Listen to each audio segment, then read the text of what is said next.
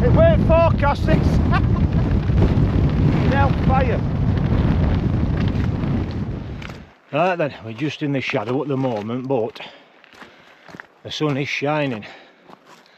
As you can see, we've got beautiful blue skies.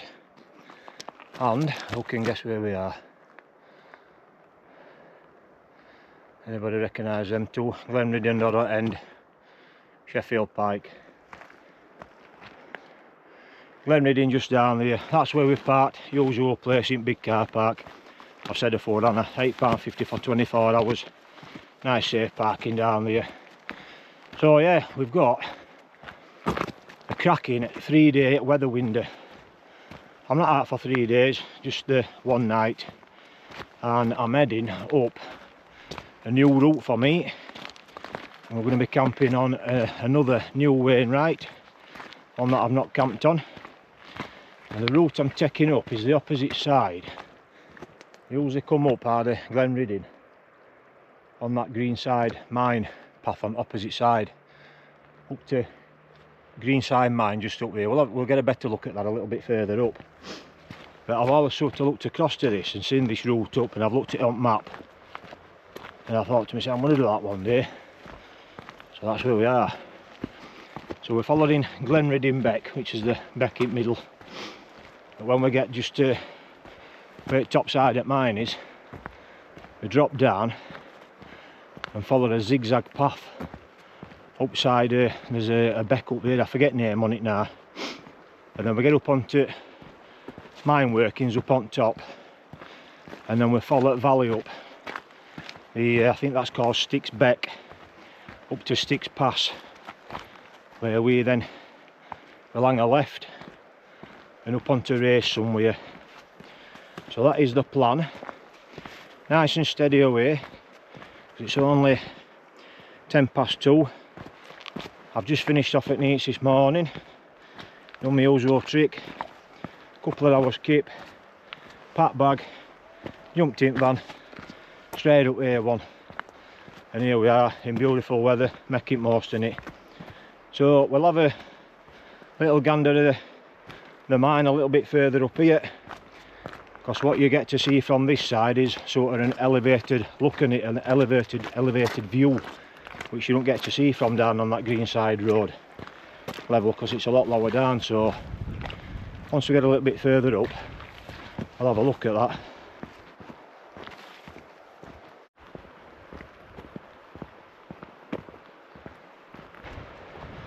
Right, here we are then, we're overlooking the Greenside mine, or the place where they used to live and stuff like that. This is YHA down here, just at bottom on us, and that's looking straight up what's called Swart Beck, S-W-A-R-T, Swart or Swart Beck. You don't sort of get to see that from down there when you walk along that Greenside mine road, that Greenside road. You don't get to see that like that. So that is that's pretty impressive. That obviously in the middle of there somewhere they used to have a big water wheel. And its water were coming down Beck, it used to turn that water wheel and they used it to power whatever. But yeah, that's it's a cracking view from up here, that. So we drop down into the bottom, a little bit of a zigzaggy path, and then we head off up this hillside here. A little bit zigzaggy going up hillside, but all the way up onto the top. Plateaus out a little bit. We'll pass way out to where they used to do a lot of mining up on top, and then we'll start making his way up Sticks Beck.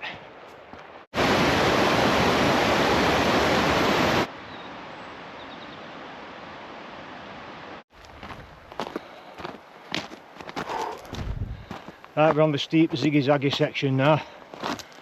Ziggy-zaggy. Zigzag section, the switchbacks. I've already come round 2 corners. Just at a corner here, up here. Back again, right up to that corner up there. And it's all like this. Loose, scree stuff. And we've just come past the old mine down there, the old mine houses. All occupied now, them look lovely. Last time I come up here, that one at end was for sale. Can't remember how much it was, but me and Kerry looked it up. and I'm sure it were in region of something like £700,000. Right now we can't afford that, love. But yeah, well, it's been a cracking place to live, that, wouldn't it?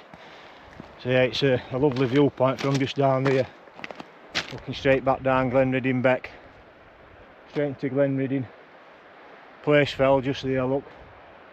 What a cracking view that'd be. Just can't stretch to 700 grand though for an house.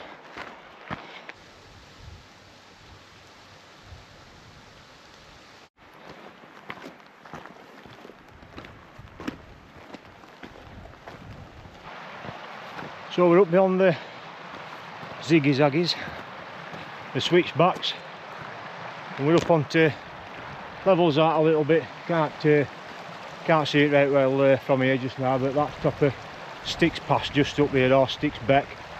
But we're on the little bit where it's all marked up map round here, and it says like there's like in fact it says there's a dam on map. I've had a little wander down here and I can't see how obviously it's been taken out or whatever. Well, this I think I've said before, Greenside mine was something like 18th, 19th century. So like on map, like I say, it says there's a dam there, and it says disused mining area tips. So obviously we've got all, you can see all stuff that's been quarried out. I can't remember what it was that the quarried now out in here. I can't remember right, but yeah, it's I mean, some people say all these old mines and that are a blot on landscape, but I think when you look at it, it's part and parcel of, you know, as heritage and things like that with old mines. And there's certainly a lot of them in Lake District, isn't there? Quite a lot of them dotted about. There's quite a few in Peak District, not quite as large as what you get them up in lakes and that, but same in Wales and places like that. You know, coal and lead and iron and tungsten and all that lot, it had to come from somewhere, didn't it? You know, and the folk that used to work in these mines hundreds of years ago, they were proper hardy folk, them. Again, we're in another area here where all marked on map tips. See all this quarried stone for whatever they're quarrying for. And on map it's marked as quarries up there. I don't know if you can make out them quarries just up top there, where they were quarrying out for whatever they were mining for. Just back down there you can see evidence of old paths, like cobbled stone paths, old bits of wood stuck up out of the floor where there were bridges and things like that. Like I say, it's part of his heritage, isn't it? It's part of his history. It's part of his landscape in a lot of places now, these old mines. I do like to visit them, to be fair. There's quite a lot in Yorkshire Dales as well. Forget quite a lot of names on them, but walk through a lot of old mines up in Yorkshire Dales and that. It's just, it's intriguing, it's interesting to see, and you know, see what they used to do 200 years ago, how they used to live and where they used to work and things like that. I find it interesting anyway, but I'm a bit in a boff with things like that.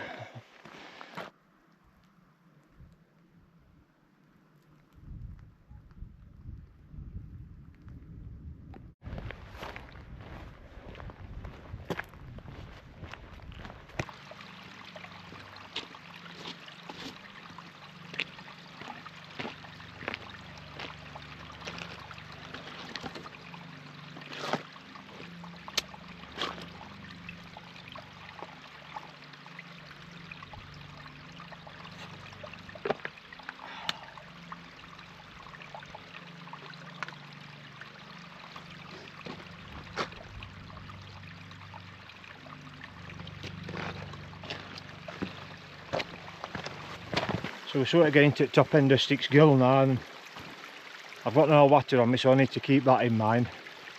There's lots of these little gills off sides running down into the main gill at bottom. That's running quite well at bottom still. Nice little cascade just back down here, so once we're a little bit further up, I'm going to keep that in mind, that before I get too far I need to get some water. Get some filtered. You can just see just down here, look. running quite well in bottom down there, so I'll keep my eye on that a little bit further up. Make sure I get to a point where I can get some nice clean water filtered. Right, well, I've just come to the last bit that's showing blue on map. Top's only just there. So I've just followed paths just about maybe 25-30 yards just up here. Just followed it down just to here, and there's a nice clear running source there. So I'm going to get some water filtered here, get my pack off and get my water sorted out.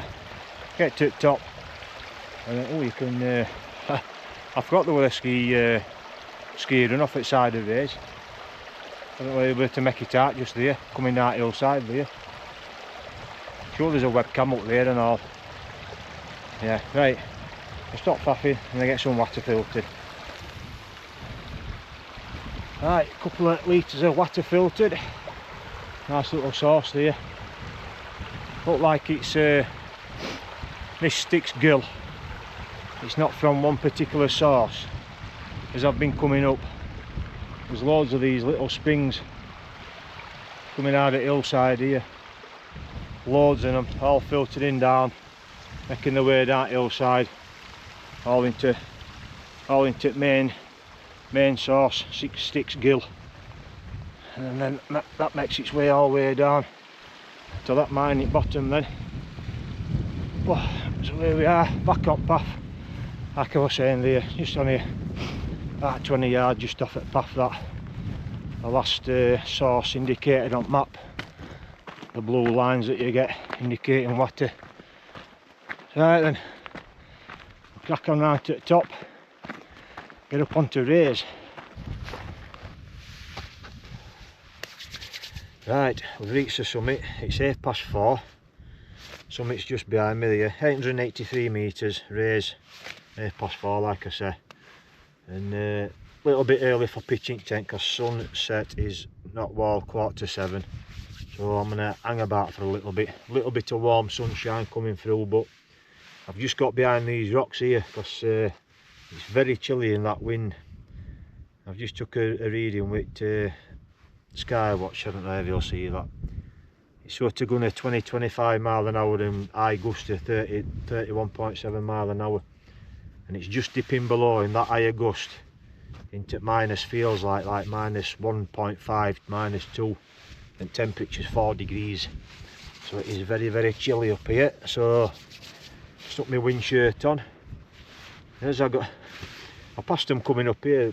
This path gets a little bit steeper just coming up here. There were mother and father and a couple of kids and older kid, must be sort of mid-teens. They were up here, rucksack on, no top on, bare chested, and I was like, wow, what I get to be a young'un again. Can't have felt cold. Surely. So I'm going to sit here for a bit, maybe an hour or so.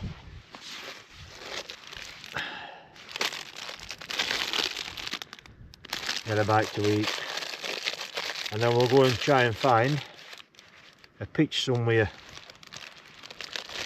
We've got a lovely view looking out over that way across to Skiddaw, Little Man and Ullet Pike and all that lot. Dodd, and then Blencathra over here. We've got Stybarrow Dodd and that just over in front of us. But looking that way, we've got you can see Lower Man that way, Helvellyn Lower Man, Helvellyn, Catstick Arm, there's Striding Edge, Swirl Edge this side. So I'd like to try and get a pitch over this side somewhere. But that would mean being in wind. I think forecast for tonight is it was supposed to be sort of like 16-18 mile an hour winds, high gusts, but it's a little bit higher than that at the minute. 4 degrees of an heat, which is what it is about now, and it feels like -2, -3. So it probably might not get any colder than what it is at the minute, but we'll see. With that in mind, I've brought the other tent with me, my Chinook. For reasons I'll explain a little bit later. Because I were out on another camp last week that I didn't film in Durston, and I was a little bit cold in that because it were quite windy, but I'll explain that a little bit later on as to why I brought that. We're not forecast. Yeah, what I'll do is I'm going to get this down me have a little chill out for an hour or so, and then we'll go and find a spot, and I'll fetch you back a little bit later on, probably when I'm pitched. I've got my stuff sorted out.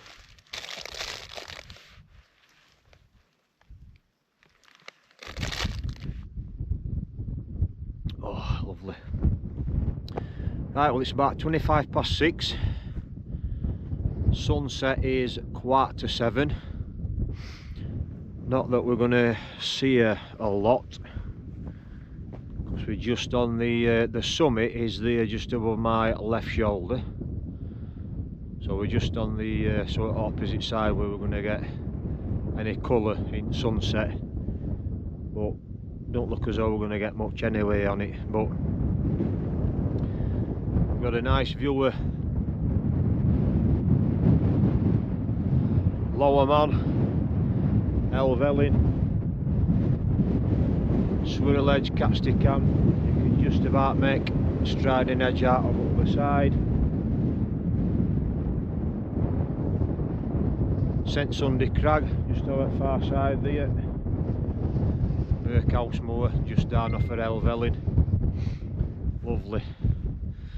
So aye, we're in the back out in the Chinook 1, Big Sky International Chinook 1.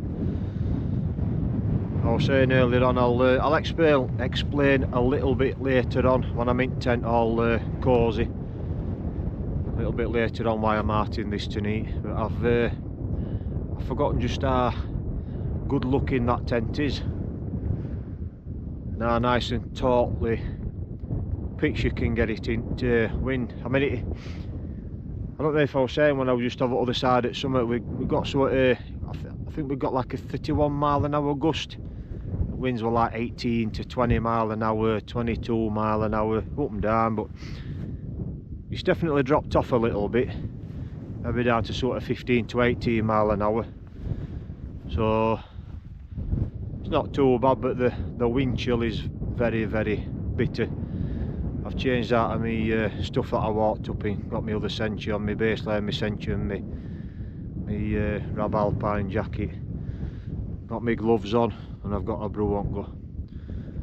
So we've got about 15 minutes to sunset, like I was saying. I'll just have a little walk back up to the summit, which is on. It's only just up there, 20 yard away. Go and enjoy a cuppa up at summit and see if we get any colour in that sky.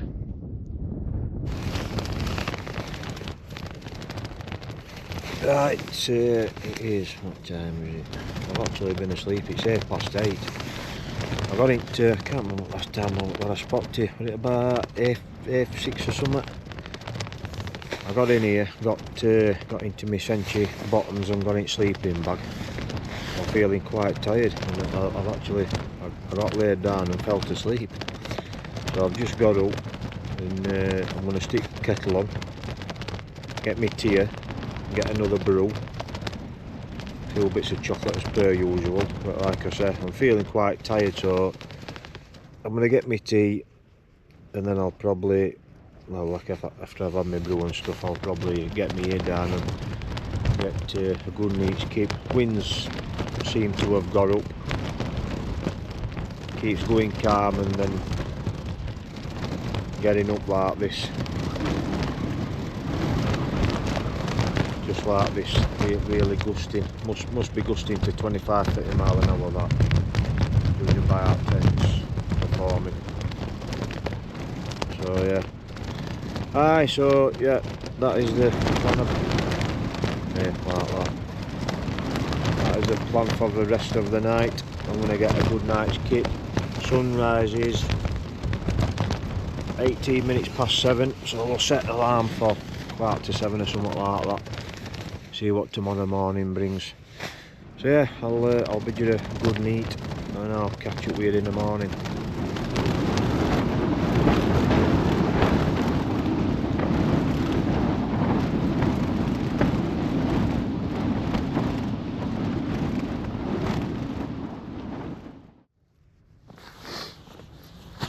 Good morning.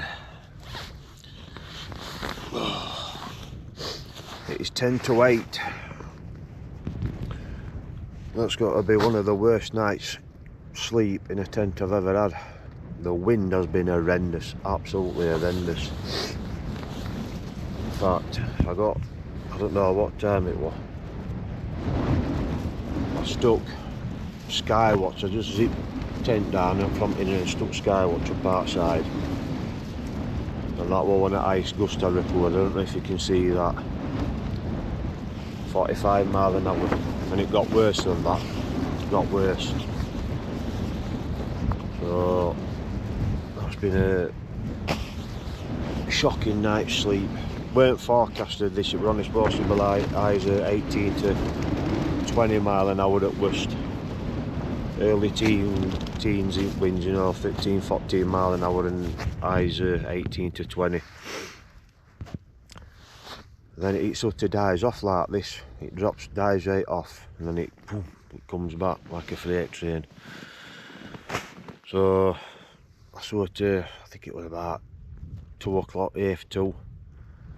I just sat up looking at my phone, and you know, your eyes are drifting off, so I put my phone down and drifted off back to sleep.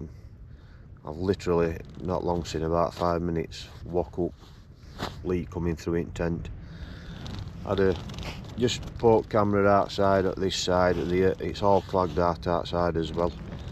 So not only have they got the wind speed forecast wrong, it was supposed to be sunny up here this morning, all clear morning.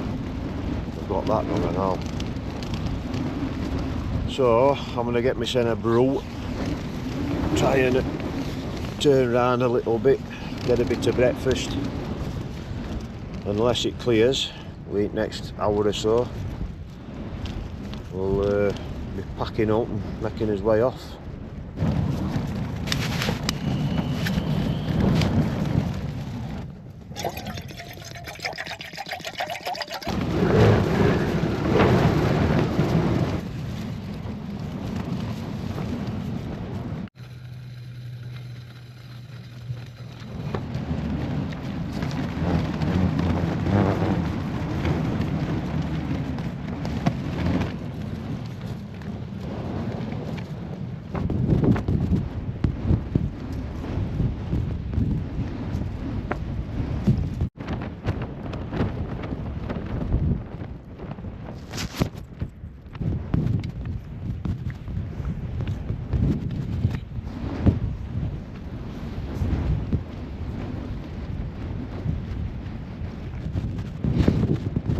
To the point, I think I forgot to mention yesterday about why I'm coming this tent.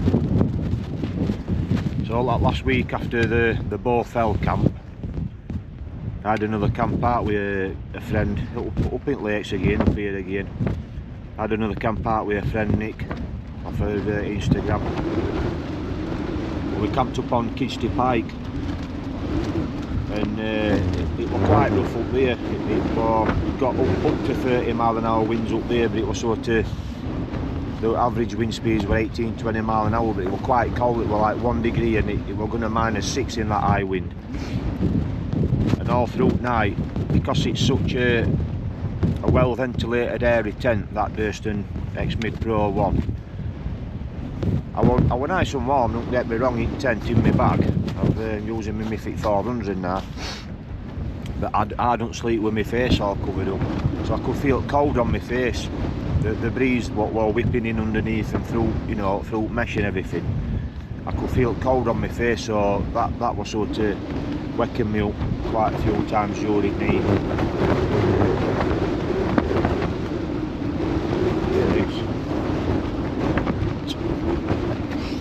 So yeah, I thought to myself, this week I'll get you a new cart. It's a 4-season shelter, and I was perfectly warm in here last night. Like you see in here, it's just that wind. It just baffles me why people purposely are darting these types of winds into 40 and 50, 60 mile an hour gusting winds to lay there all night. It's not only that, the drive back home. You know, I've got like a 2.5 hour drive back home on A66 and A1. You're going to be sat there tired. It's no fun for me. You know, I'm not going to say I enjoyed this one. I've enjoyed several aspects on it, but them aspects for me is getting a good night's kit. Not listening to this all night. So I'm going to get this coffee, a nice strong coffee. I've had a bit of breakfast and we'll start packing up, because there's no to see out there either. It's all clogged out. Like I was saying earlier, it's supposed to be a nice sunny morning, nice day. And tomorrow, it's Friday today, it's supposed to be nice right through to tomorrow Saturday. But yeah, it's all clogged out there. Hopefully it might clear the full way head off and get some views, but we'll see. Anyway, shut up rambling on that, suck my coffee, we'll start getting packed up. Well, quick look outside. It is clearing a little bit, but this is what we've got.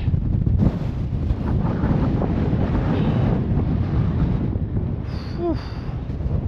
Absolutely bitter out here this morning. Keeps clearing, looking over towards Catchstick Cam and Elvelin over back at tent, over there. But it clouds out again just as quick as it comes clear.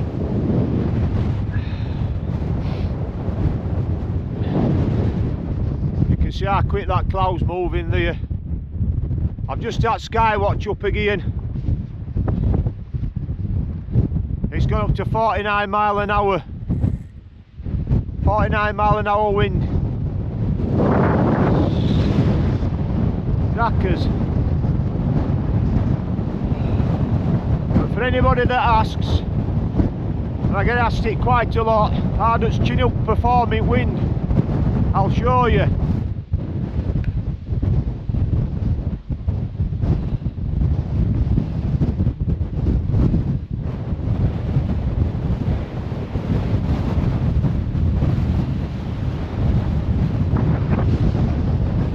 Perfectly fine. That's 40 plus mile an hour winds gusting up to 49, maybe 50 mile an hour. That it's like a little limpet. Really good tent that. Right, my fingers are freezing, I'm off back in there.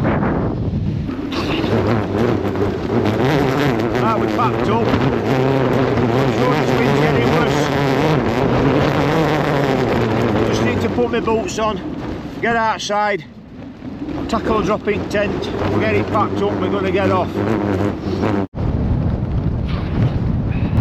don't know if you can hear me, but we're packed up. It's got even worse on here this morning. That's where I was, you know, the school will leave no trace. I'm going to go over to Whiteside, I'm going to drop down into the valley, go back down the inside, back down to the mines, back into Medford and hopefully get out of this wind. Let's get going. Woohoo! Look at this low cloud here. My heck. Jesus. It weren't forecast this. Now fire.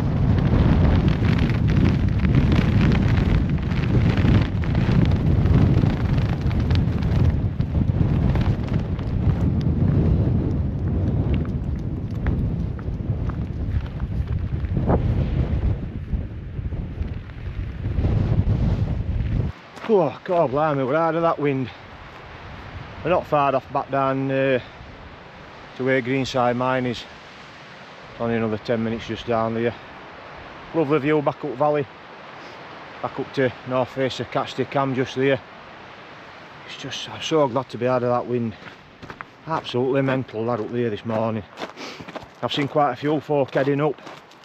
I've chatted to quite a few of them and they were asking what it was like on top. Someone I've told up wind speeds and it was hitting into the 70s. There was one woman, she was quite shocked. She says, oh, I might have to change my route then. You've got a dog here. And so I just says, just be careful what you're doing. Because it was knocking me about up there. You know, into them 50s and 60 mile an hour winds, it starts buffeting you about, and when you're talking hitting into 70 mile an hour gusts, it's enough to knock you off your feet. And I was taking that last reading where it's 76 mile an hour, I was literally bracing myself like that, knees bent, bracing myself, and it were even shifting me back then. So yeah, No joke, them high winds like that when you've got 60 and 70 mile an hour gusts. So yeah, we'll get down to mine here, and then we've only got down the Greenside road to walk down back into Glenridding, and I'm ready for something to eat and a nice brew. Right, then we've just hit the sort of mining area. This is where the folk used to live. That's the beck going up. That's the road we took up yesterday. So I'm going to wrap it up here while we've got this view. I've only got the Greenside road to walk back down now, back into Glenridding. So yeah, despite the conditions up here this morning and barely getting any sleep, I've really enjoyed that. But rather exhilarating, but really had to be careful up here this morning, them high winds. So yeah, thanks for watching as always. Stay safe out there, and I'll see you up next.